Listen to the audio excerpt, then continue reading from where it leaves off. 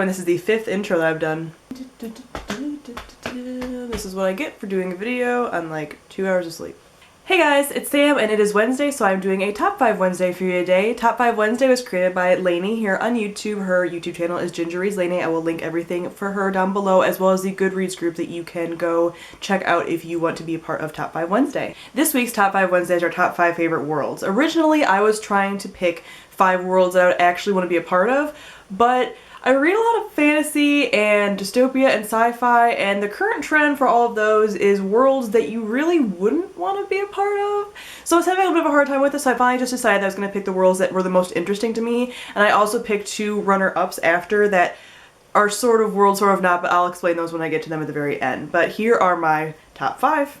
These are also in no particular order. Number 5 is Oz from Wicked. I have actually never read The Wizard of Oz. I never realized growing up watching The Wizard of Oz movie or seeing Wicked the play even, all of the different cultures that were a part of Oz. I'm not sure if that was just in this book or if it was in the original book too, but it was really cool, just the cultures. They had like religious aspects, political aspects, everything was all really cool. The animals that were talking and all these kinds of things that I never really knew about before reading this book. So that was really cool. Again, not somewhere that I really wanted to live because there's a lot of really crazy effed up things going on kind of in this book, but it was really awesome and it was really fun to read about.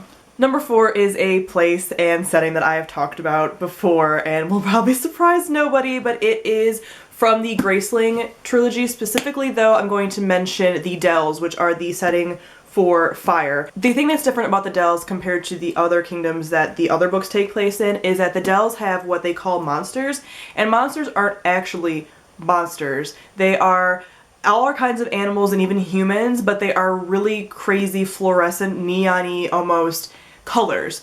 So all these different animals have all these fluorescent pretty colors, and they are also able to control humans and other animals' minds. So for example, you'll have a panther that is blue with silver stripes, or you'll have a human, in this case, who has darker skin but fire red hair, and all these kinds of things. And it was really cool to read about and get the descriptions about that, and it just seemed like a really lush and gorgeous place, just as far as like forestry and everything else, and then combined with these really, really gorgeous animals and humans and everything else, monsters. It was just really pretty to read about, really great imagery that you got when reading this. The third world I'm going to mention is from a series that I mentioned a lot again, but it is less well known, so I'm trying to get the word out there and make everybody read it. But it is from the Abhorsen trilogy, and I actually picked Lyriel for this. I usually show Sabriel, the white one, usually, but I really want to show this cover because this cover is just pretty. I like the color combination. But anyway, tangent.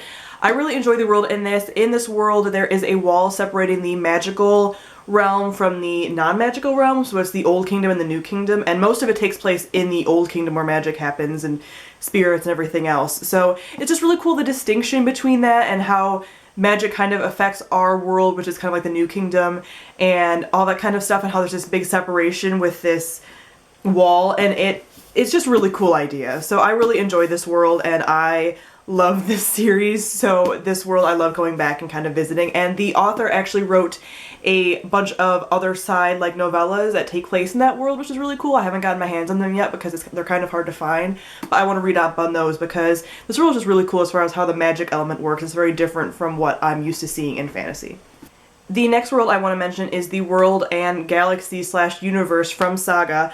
This, again, is not anywhere that I would actually want to live. There's a war ravaging it, there's lots of really weird, creepy creatures on all these different planets, and it's just kind of messed up, but the crazy imagery that you get from this, because it is a graphic novel, and just how unique everything is, just is really cool, and you can't find this anywhere else besides in a comic, right? I mean, it's crazy. And I just really appreciate this being in graphic novel form, because I feel like if it was explained to me just through words, I wouldn't be able to picture it as well as it is in graphic novel form. So this is just very, very interesting and very unique.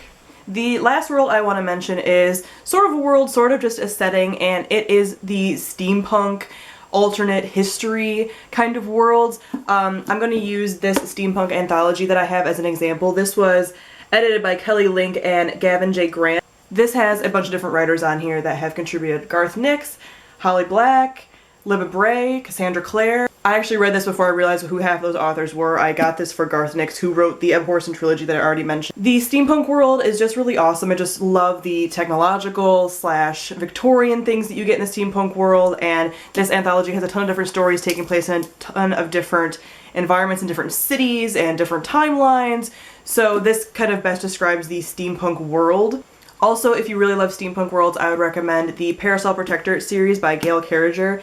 This series is awesome. It is a paranormal kind of series, paranormal steampunk I would say, but if you like that kind of thing, this world is one of the best ones I've seen. Sometimes steampunk is kind of thrown into books as a side note and isn't very well thought out, but it is very well thought out in this series as well as the anthology that I mentioned earlier. So my two honorable mentions are things I can't really classify as worlds, but parts within a world that I found super interesting and that could kind of be described as a world, but I just want to give them a mention.